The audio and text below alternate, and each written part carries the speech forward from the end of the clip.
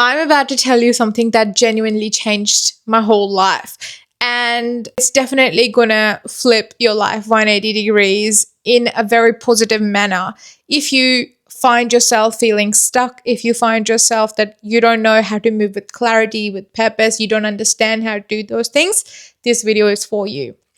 For this video, I was in a rabbit hole. I was literally on Google, on Pinterest, on TikTok, on Instagram, everywhere, you name it, all of the social media platforms. And there's articles, there's so many things. So I was researching so much because I didn't want to bring the same information that you could receive online. I wanted to bring in some authentic information that has really helped me, but also benefited other human beings as well. When we talk about higher self, we always talk about journaling, we talk about identity work, we talk about shadow work, vision boarding, we talk about scripting. There's a lot of other things that we talk about. And I really love that. I really do enjoy doing all those things, having those rituals for myself. But what I didn't find when I was in the rabbit hole, what I actually was trying to go through the journey, the meeting my higher self myself, what I didn't learn was how to actually access her. And it's all well and good to know who your higher self is and what your higher self is, but to access her is a whole different story. So this is the video for you if you want to learn how to access your higher self today. So I am here with no recycled content. I am here with straight up facts that have been my personal experience. So I hope that that helps you. Okay, so let's get into the video. I'm so excited. All right, so I have my laptop here just so that I can get some notes. So if you see me looking on the left side, I have like a lot of stories and a lot of things that I want to talk about. It has been a week since I wrote this script. So I want you to go way back. I want you to go back when you were born. When we come to this world, we are pure. We are very innocent. We, at our absolute core, we are these divine, innocent beings. Think about babies. They don't hate themselves. They don't know how to curse. They don't know how to be mean to people. They don't look themselves in the mirror and pick themselves apart. They just are. They just be existing, man. And that's what your true self is. And the essence of it, the essence of true love is unconditional love. There's no conditions involved, no hard feelings, no fears, no stories about how I'm not good enough. But then what happens? Life happens, right? We get conditioned. We grow up, we have experiences. And we have that one teacher in year 6 that tells us, oh my God, you're not going to get anything made. You're going to be a loser. Isn't that right? I've had so many teachers like that. And if they were looking at me right now, they'd be ashamed of what they said to me. So, but anyway, that's not what I want to say. We develop what in psychology is called id, ego, and superego. So basically, our mind starts building this whole protective system. And slowly, without even realizing it, we start to forget who we truly are. And we start operating from fear instead of love. How heartbreaking is that? We just forget who we are. I had a friend, let's call her Mia. She was so creative, expressive girl. She used to soak up all the attention. She used to love that. She used to be so funny, so charismatic. She used to be so smart. And then somewhere around 15, 16, she started getting bullied.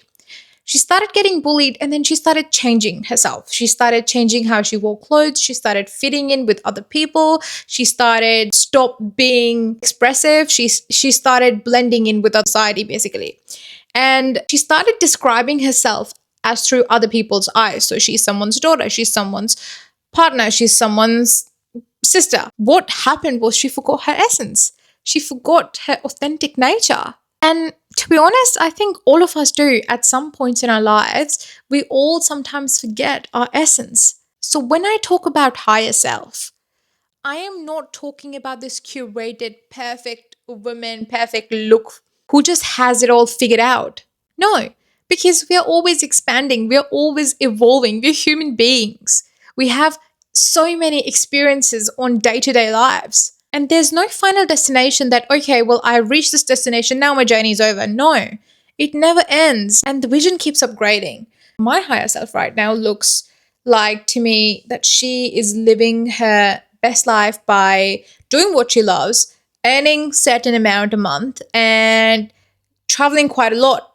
And in 5 years' time, I think my higher self will look very different to me. She might be ready to start a family. She might be really ready to settle down and buy some properties. Like, it would be very different because my experiences will be very different. And in this human body, we are absolutely going to feel negative emotions, low frequency emotions.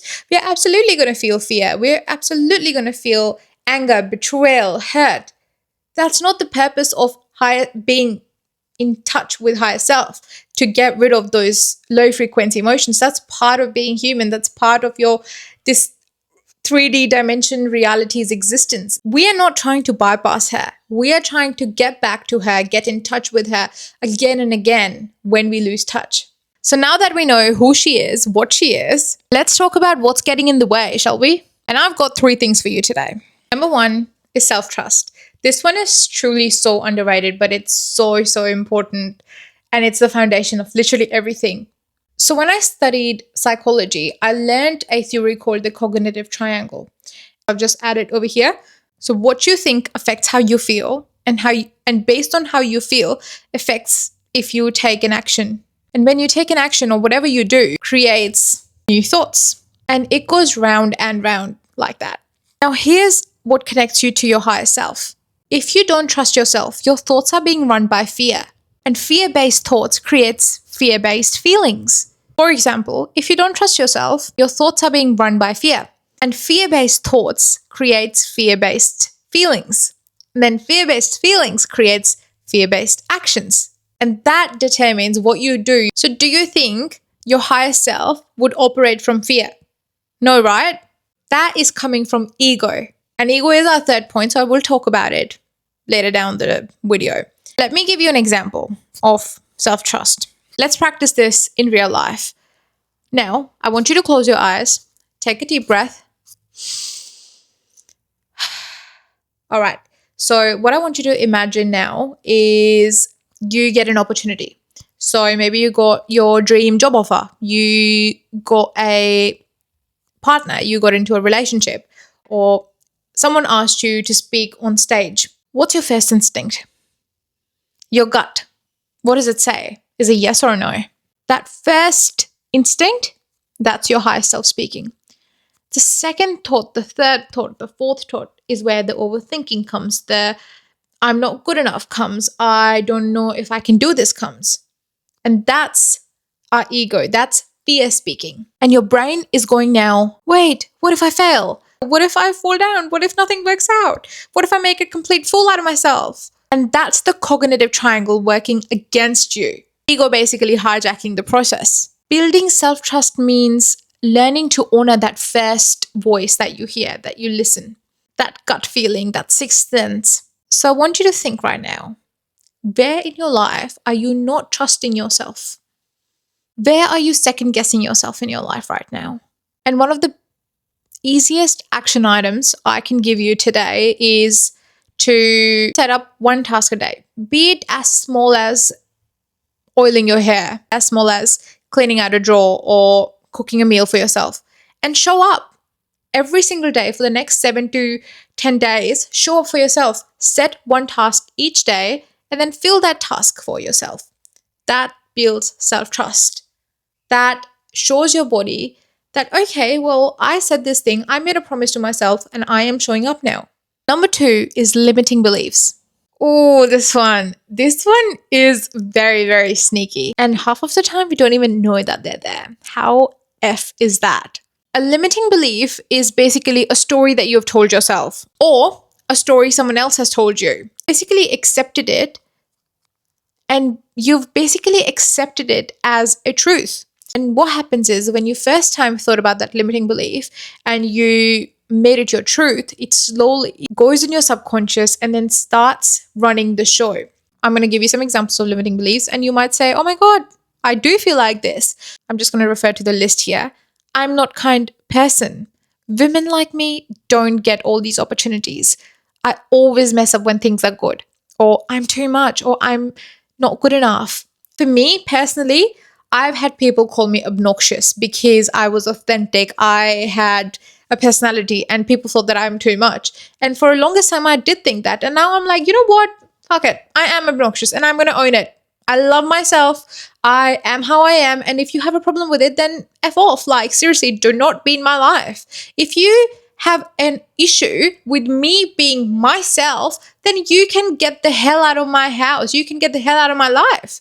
I'm not going to tolerate that shit. I'm not going to let you give me those stupid beliefs so that I can be where you are and I can't grow and I can't build my life the way I want to. It is a touchy topic for me, if you can't tell by now. But I also, it's frustrating because once I spoke to this girl, and let's call her Jade for hypothetical example, and Jade had this deep belief that she wasn't enough. She wasn't smart. And she thought that because she's not smart, that she's not going to be successful. How dumb is that? It was so frustrating. It was so bizarre to me because she was actually smart. And she just didn't have this, oh my God, there's a mosquito. And because she believed that she wasn't smart, like, she didn't take those calculated risks. She didn't put herself out there. And you would say, but how did she end up believing that she's not smart? Because ever since she was a kid, her parents, her family, everyone told her that, oh my God, she is so funny. Her sibling was the smartest one in the family. So now for her to have a place in the family, to have, somewhere that she could belong, she created herself to be a funny one and not the smart one. And from that time till adulthood, she was carrying that. And that belief had nothing to do with the reality, not one bit. It was literally a story. Someone else made up a stupid story and it became her reality for so long. Now, here's the thing about higher self.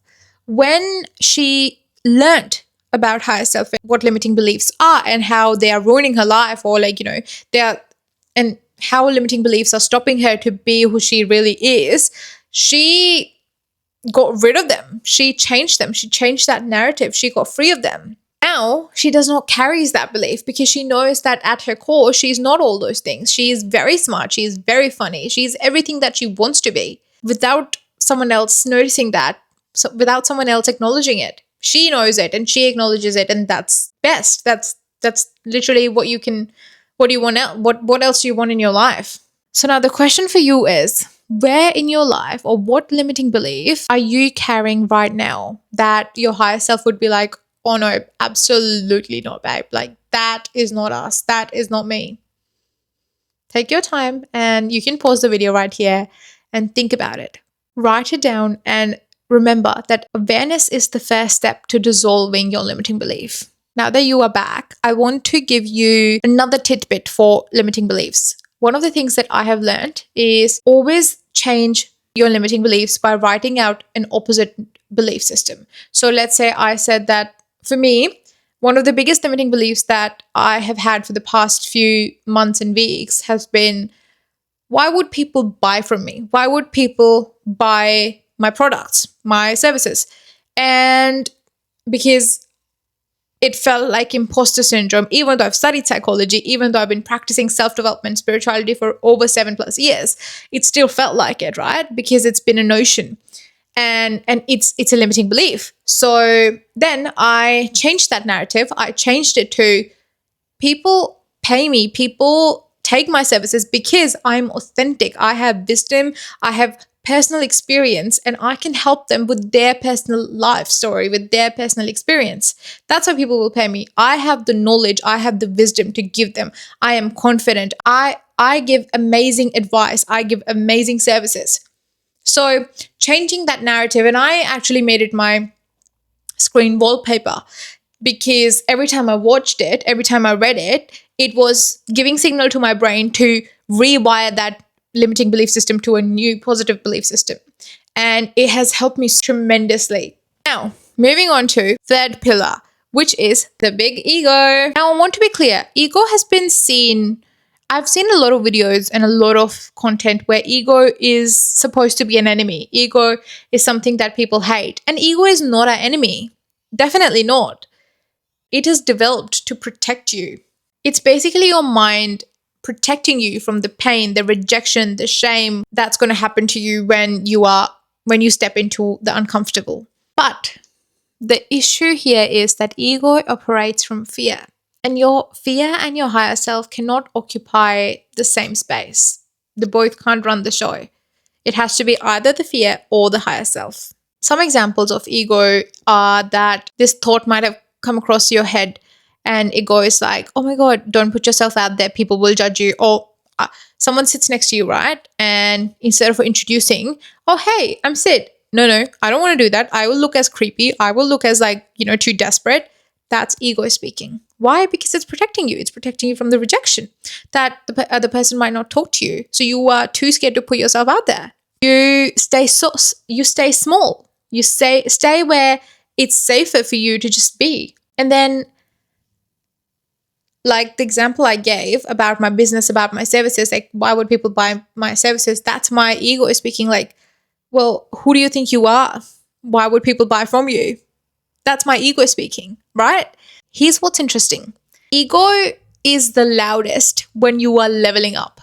Like when you start moving towards your higher self, that's when ego will go panic. It will activate panic mode. It will have like all of your body going like crazy. You will have like palpitations. You'll have sweat everywhere. You'll feel exhausted. You'll be like, oh my God, I don't know what's happening. Because growth feels so dangerous. Our body is so used to feeling safe and secure. Growth feels so uncomfortable. Think about it. Have you ever been on the edge of something really big and suddenly you felt this wave of like self-doubt that, oh my God, I don't think I can do this. I'm going to puke. You've suddenly found a reason to procrastinate. You decided that right now is not the right time. That's ego. And it's right on schedule. The shift happens when you can witness the ego without becoming it. You can see that, okay, well, these are the emotions that are coming up. This is my ego speaking. This is not my higher self speaking. And that's when things change for you. And when you hear that voice and you go, oh, hey, I see you. I see what you're doing here, but sorry, I'm not going to let you be in control. You are okay. You provide safe, comforting words to your ego. You say, okay, I understand that you're trying to protect me here, but right now my higher self is driving the car. Right now my higher self is taking the lead, and I'm going to let her. I'm going to tell you that you are safe. You are protected. Everything's going to work out. So it's okay. And just see how it changes in your body. Just see how much your body instantly feels calmer. To name it is one of the biggest things you can do to calm your ego. Here is your tool. It's one of the things that will actually change how you move through life is this question. So whenever you feel panic, whenever you feel something before a big life decision, ask yourself, is this my higher self speaking or is this my ego speaking? Even small decisions, like even if you are wanting to go to the gym and you're like, oh, but it's raining outside and, oh, I've just had a long, shitty day at work and now I have to make dinner as well. Just talk to your body, speak to yourself, speak to your mind. Be like, okay, well, is this my ego speaking or my higher self speaking? And what would my higher self do right now if she was here? Or what would my ego do if she was here? And then see. And then you can choose how to, proceed with what you want to do. And your higher self would be like, okay, well, I'm going to time manage. I'm very tired. I'm extremely tired. I want to go to the gym. Definitely. I'll feel amazing after it. So what I might do is instead of doing a 1 hour session, I might go there for half an hour, do a bit of cardio, do a bit of weights, and then come back home and then cook something nice, easy, healthy recipe for myself. While that's cooking, I am going to go have a shower and I'll come out and I have warm dinner ready for me and then I can just relax. That's it. So next time when you feel stuck or scared, you know what question to ask you and you know how it can guide you for taking next steps. So just to bring it all together now, your higher self, it's not a fantasy. She's not someone you need to earn the right to be. She's your purest, most divine self inside you. She already exists. You are her. You just need to stop waiting and moving from fear and let your higher self guide you. And yes, in this human life, it is a practice. Some days are going to be absolutely horrific where your fear will be so out of control that you'd be like, okay, well, things are happening. And that days, You have to give yourself the grace to just be, just to exist, to breathe, take one step at a time. And some days your higher self is going to be rocking the world. She's still here. No matter what the day, she's still within you. Don't forget that. But what matters the most is that you keep coming back to her on the days when it might feel like that fear is controlling you. And if you find this helpful, please share it with a friend. She might need it. And if someone come up in your head right now, that's your higher self speaking. So don't be afraid to be here. I'll see you in the next one. Bye.